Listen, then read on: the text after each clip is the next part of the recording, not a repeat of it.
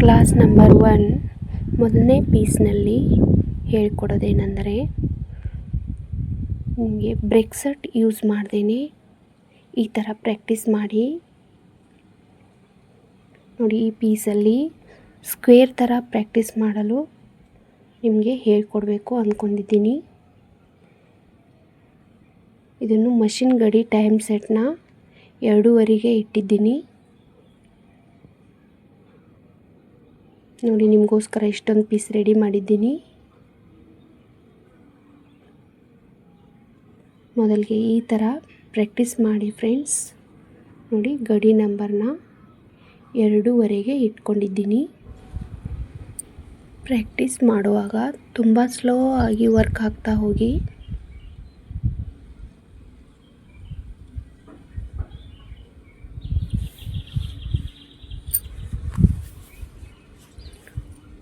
ಮತ್ತೆ ಏನಾದರೂ ಸ್ಟಾಪ್ ಮಾಡಬೇಕಾದ್ರೆ ಸೂಜಿ ಒಳಗಡೆನೆ ಬಿಟ್ಟು ಸ್ಟಾಪ್ ಮಾಡಿ ಮತ್ತೆ ಅಲ್ಲಿಂದ ಮಾಡಲು ತುಂಬ ಈಸಿ ಆಗುತ್ತೆ ಫ್ರೆಂಡ್.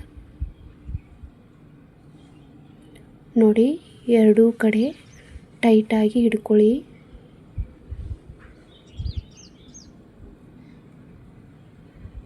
ತುಂಬ ಪೇಷನ್ಸಿಂದ ಸ್ಲೋ ಹಾಕ್ತಾ ಹೋಗಿ.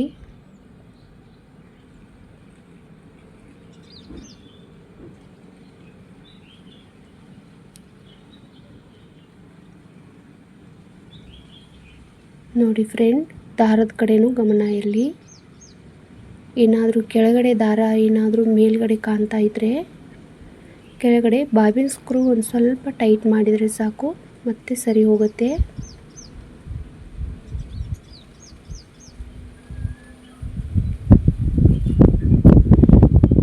ಇದೇ ಥರ ಸ್ಲೋ ಪ್ರಾಕ್ಟೀಸ್ ಮಾಡ್ತಾ ಮೊದಲ ಸರಿ ಕಲಿಯುವಾಗ ಬ್ರೇಕ್ ಸೆಟ್ ಯೂಸ್ ಮಾಡ್ದೇನೆ ಈ ಥರ ಪ್ರಾಕ್ಟೀಸ್ ಮಾಡಿ.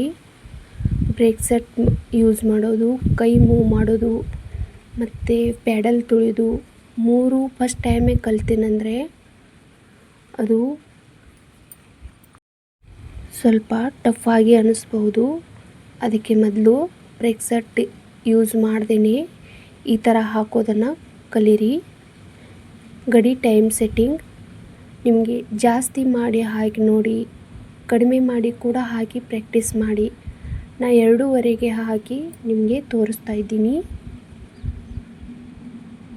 ಯಾಕಂದರೆ ಜಾಸ್ತಿ ಯೂಸ್ ಆಗೋದು ಇದು ನೆಕ್ ಬಾರ್ಡ್ರಿಗೆ, ಸಣ್ಣ ಜಿಗ್ಜಾಗ್ ಡಿಸೈನ್ಗೂ ಯೂಸ್ ಆಗುತ್ತೆ.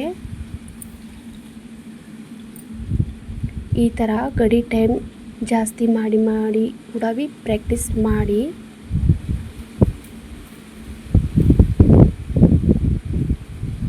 ಯಾರು ನನ್ನ ವಿಡಿಯೋ ನೋಡಿ ಪ್ರಾಕ್ಟೀಸ್ ಮಾಡ್ತಾ ಇದ್ದೀರಾ ಅವರೆಲ್ಲ ಈ ಥರ ವರ್ಕ್ ಹಾಕಿ ನನ್ನ ವಾಟ್ಸಪ್ ನಂಬರ್ಗೆ ಕಳಿಸಿ. ನೀವು ವರ್ಕ್ ಚೆನ್ನಾಗಿದೆಯೋ ಇಲ್ಲೋ ನನಗೂ ನೋಡೋ ಕ್ಯೂರಿಯಾಸಿಟಿ. ಏನಾದರೂ ಪ್ರಾಬ್ಲಮ್ ಇದ್ದರೆ ಮುಂದಿನ ವಿಡಿಯೋದಲ್ಲಿ ನಿಮ್ಮ ಪ್ರಾಬ್ಲಮ್ನ ಸಾಲ್ವ್ ಮಾಡ್ತೀನಿ. ನಿಮ್ಮ ಮೆಸೇಜ್ಗೆ ತಕ್ಷಣ ರಿಪ್ಲೈ ಮಾಡ್ಲಿಕ್ಕಾಗಲಿಲ್ಲ ಅಂದರೆ ಬೇಜಾರು ಮಾಡ್ಕೋಬೇಡಿ. ಯಾಕಂದರೆ ಕೆಲವೊಂದು ನನಗೂ ಸ್ಟಿಚಿಂಗ್ ಅಂತ ಬಂದಿರುತ್ತೆ. ನಾನು ನೋಡಿ ಆಮೇಲೆ ವಿಡಿಯೋದಲ್ಲಿ ನಿಮ್ಮ ಪ್ರಾಬ್ಲಮ್ನ ಸಾಲ್ವ್ ಮಾಡ್ತೀನಿ ಫ್ರೆಂಡ್ಸ್. ಆದಷ್ಟು ಟ್ರೈ ಮಾಡ್ತೀನಿ. ಈ ವಿಡಿಯೋ ನೋಡಿ ಏನು ಅನ್ನಿಸ್ತು ಅನ್ನೋದನ್ನು ಕಮೆಂಟ್ ಬಾಕ್ಸಲ್ಲಿ ತಿಳಿಸಿ ಫ್ರೆಂಡ್. ನಾನು ಕೂಡ ಕ್ಲಾಸ್ಗೆ ಹೋಗಿಲ್ಲ, ಯೂಟ್ಯೂಬ್ ನೋಡೇ ಕಲ್ತಿದ್ದು ಫ್ರೆಂಡ್. ನಾನು ಹೇಗೆ ಕಲ್ತಿದ್ದೀನೋ ಅದೇ ಸ್ಟೆಪ್ ಬೈ ಸ್ಟೆಪ್ ನಿಮಗೂ ಹೇಳ್ಕೊಡ್ತಾ ಇದ್ದೀನಿ. ನಾವು ಗಮನಿಸಬೇಕಾದ ಕೆಲವೊಂದು ನಂಗೆ ಗೊತ್ತಿರೋ ಟಿಪ್ಸ್ನ ಶಾರ್ಟ್ದಲ್ಲಿ ಕೊಟ್ಟಿದ್ದೀನಿ ನೋಡಿ ಫ್ರೆಂಡ್.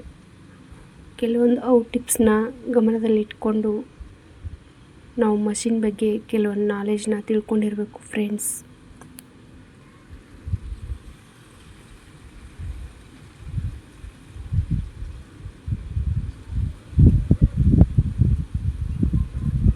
ಮೊದಲು ಬ್ಲೌಸ್ ಸ್ಟಿಚ್ ಮಾಡ್ತೀವಲ್ಲ ಆ ಥ್ರೆಡ್ನಿಂದ ವರ್ಕ್ ಹಾಕೋದು ಒಳ್ಳೆಯದು. ಅದು ನಮಗೆ ಜಾಸ್ತಿ ಕಟ್ ಆಗಲ್ಲ. ನೋಡಿ, ದಾರದ ರೇಟ ಕೂಡ ಚೀಪಾಗಿರುತ್ತೆ. ಸಿಲ್ಕ್ ಥ್ರೆಡ್ 20 ರೂಪಾಯಿ ಆಗಿದ್ದರೆ ಇದು ಬ್ಲೌಸ್ ಸ್ಟಿಚಿಂಗ್ ಥ್ರೆಡ್ ನಮಗೆ 5 ರೂಪೀಸ್ಗೆ ಅವೈಲೇಬಲ್ ಇರುತ್ತೆ. ಅದಕ್ಕೆ ಇದರಲ್ಲೇ ಸ್ವಲ್ಪ ಜಾಸ್ತಿ ಪ್ರಾಕ್ಟೀಸ್ ಮಾಡಿ ಆಮೇಲೆ ಸಿಲ್ಕ್ ಥ್ರೆಡ್ ಮತ್ತು ಜರಿ ಥ್ರೆಡ್ ಯೂಸ್ ಮಾಡೋದು ತುಂಬ ಒಳ್ಳೆಯದು ಫ್ರೆಂಡ್ಸ್. ಆದಷ್ಟು ಬಟ್ಟೆನ ಚಿಕ್ಕದಾಗಿ ತಗೊಳ್ಳಿ, ನಿಮಗೆ ಮೂವ್ ಮಾಡೋಕ್ಕೆ ಈಸಿ ಆಗುತ್ತೆ ಫ್ರೆಂಡ್ಸ್.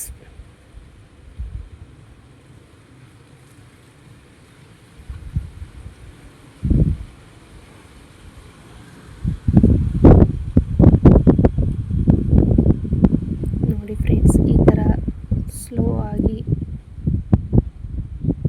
ವರ್ಕ್ ಆಗ್ತಾ ಹೋಗಬೇಕು.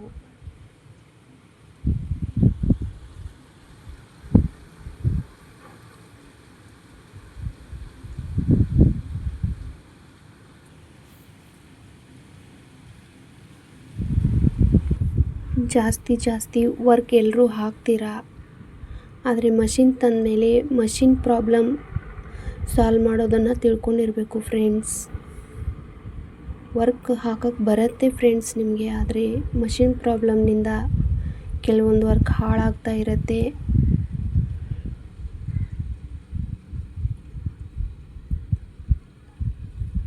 ನೋಡಿ ಫ್ರೆಂಡ್ಸ್,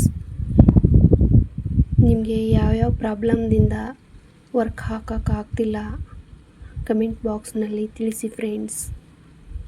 ನನಗೂ ಮುಂದಿನ ವಿಡಿಯೋ ಮಾಡೋದಕ್ಕೆ ಒಂದು ಸಬ್ಜೆಕ್ಟ್ ಸಿಕ್ಕಾಗತ್ತೆ. ಆ ವಿಷಯ ಬಗ್ಗೆ ನನಗೆ ಗೊತ್ತಿರುವಷ್ಟು ಹೇಳ್ತಾ ಹೋಗ್ತೀನಿ ಫ್ರೆಂಡ್ಸ್.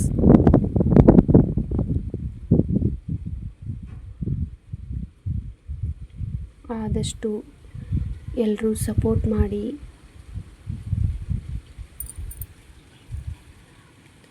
ನನ್ನ ವಿಡಿಯೋಗೆ ಒಂದು ಲೈಕ್ ಕೊಡಿ ಫ್ರೆಂಡ್ಸ್. ಎಲ್ಲರೂ ಆದಷ್ಟು ಸಬ್ಸ್ಕ್ರೈಬ್ ಮಾಡ್ಕೊಂಡು ನೋಡ್ತಾ ಇರಿ ಫ್ರೆಂಡ್ಸ್.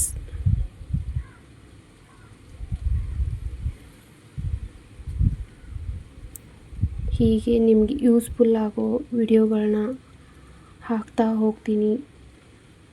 ನೀವು ಕೊಡೋ ಸಪೋರ್ಟ್ಗೆ ನನಗೆ ಮುಂದಿನ ವಿಡಿಯೋ ಹಾಕೋದಕ್ಕೆ ಇಂಟ್ರೆಸ್ಟ್ ಬರುತ್ತೆ ಫ್ರೆಂಡ್ಸ್.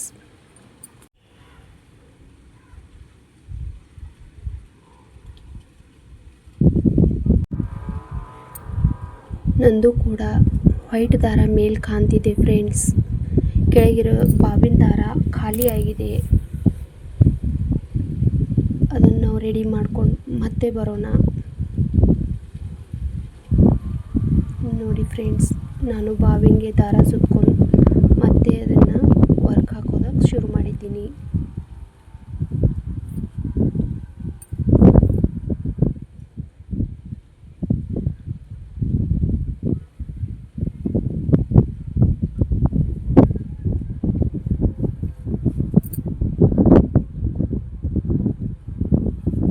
ಆಗಾಗ ಮಷಿನ್ ವ್ಯಾಬ್ರೇಷನ್ನಿಂದ ಬಾಬಿನ್ ಸ್ಕ್ರೂ ಕೂಡ ಲೂಸ್ ಆಗ್ಬೋದು, ಮೇಲಿನ ಟೆನ್ಷನ್ ಕೂಡ ಲೂಸ್ ಆಗ್ಬೋದು. ಎಲ್ಲ ಕಡೆನೂ ಗಮನ ಕೊಡ್ತಾ ನಾವು ವರ್ಕ್ ಹಾಕಬೇಕು ಫ್ರೆಂಡ್ಸ್.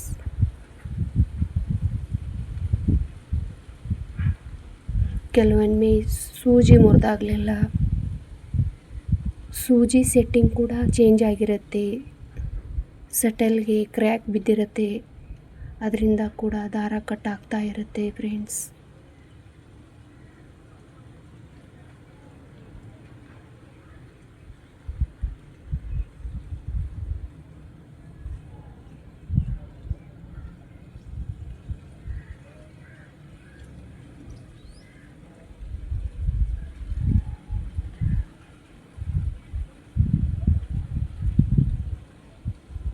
ನೋಡಿ ಫ್ರೆಂಡ್ಸ್,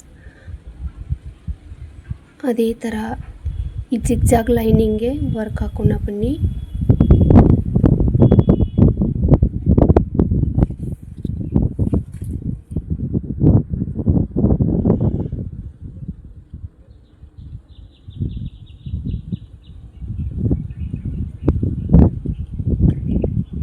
ಥರ ಸ್ಟ್ರೇಟಾಗಿ ನಾವು ಮೂವ್ ಮಾಡ್ತಾ ಈ ಥರನೂ ಹಾಕ್ಬೋದು.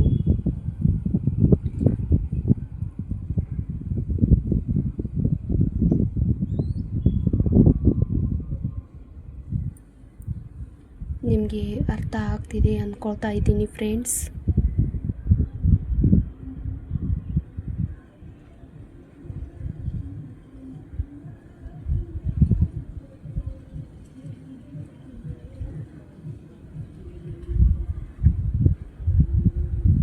ನೋಡಿ, ನಾವು ಸ್ಟಾಪ್ ಮಾಡಿ ರಿಂಗಿ ತಿರ್ಸ್ಕೊಳ್ತೀವಲ್ಲ, ಆಗ ಸೂಜಿನ ಒಳಗಡೆ ಬಿಟ್ಕೊಂಡು ನಾವು ರಿಂಗಿನ ತಿರ್ಸ್ಕೋಬೇಕು ಫ್ರೆಂಡ್ಸ್.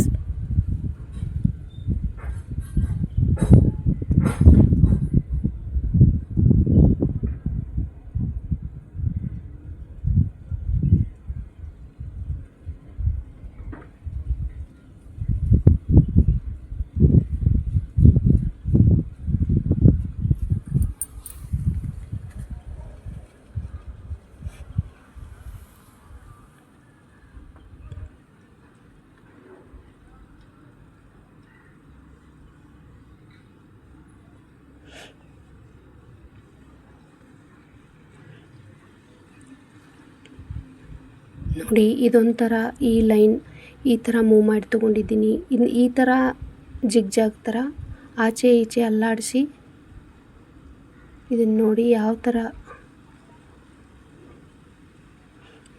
ಈ ಲೈನ್ನ ಈ ಥರ ತೊಗೊಂಡಿದ್ದೀನಿ. ಇದನ್ನ ಈ ಕಡೆ ಮಾತ್ರ ಮಾಡ್ತೀನಿ. ಕೈ ಮೂವ್ ಮಾಡೋದನ್ನು ಲಕ್ಷ್ಯ ಕೊಟ್ಟು ನೋಡಿ ಫ್ರೆಂಡ್ಸ್. ಆಗ ಏನು ಮಾಡ್ತಿದ್ದೆ, ಸೂಜಿ ಒಳಗಡೆ ಸ್ಟಾಪ್ ಮಾಡಿ ಈ ಥರ ಮೂವ್ ಮಾಡ್ಕೊಂಡು ಹಾಕ್ತಿದ್ದೆ. ಆ ಕಡೆ ಈ ಕಡೆ ಮಾತ್ರ ಮೂವ್ ಮಾಡ್ತಾ ಇದ್ದೀನಿ ರಿಂಗಿ. ಇದೊಂಥರ ಲೈನಿಂಗ್ ಶೇಪ್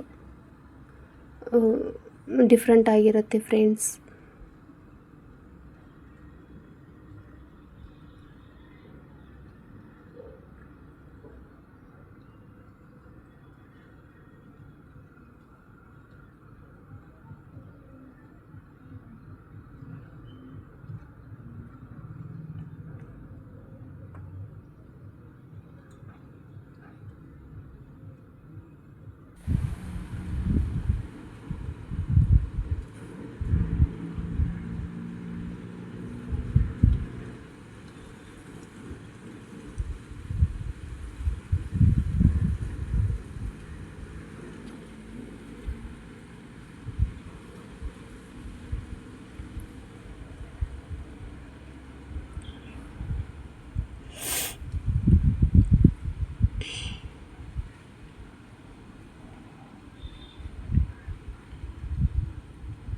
ನೋಡಿ ಫ್ರೆಂಡ್ಸ್, ಈ ಜಿಗ್ಜಾಗ್ ಶೇಪ್ ಸ್ವಲ್ಪ ಡಿಫ್ರೆನ್ಸ್ ಅನಿಸ್ತಿದೆ ಇಲ್ಲ?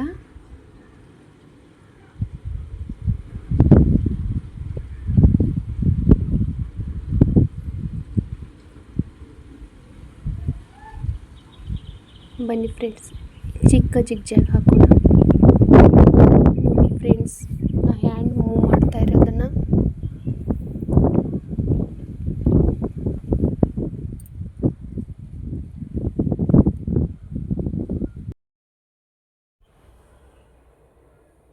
ಸ್ವಲ್ಪ ಆಚೆ ಈಚೆ ಮಾತ್ರ ತಗೊಳ್ತಾ ಇದ್ದೀನಿ ಫ್ರೆಂಡ್ಸ್.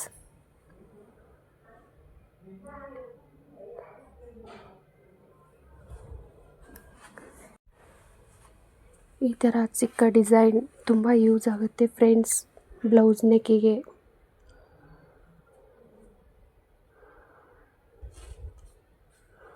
ನೋಡಿ ಫ್ರೆಂಡ್ಸ್, ಎಷ್ಟು ಚೆನ್ನಾಗಿ ಬಂದಿದೆ ಅಂತ.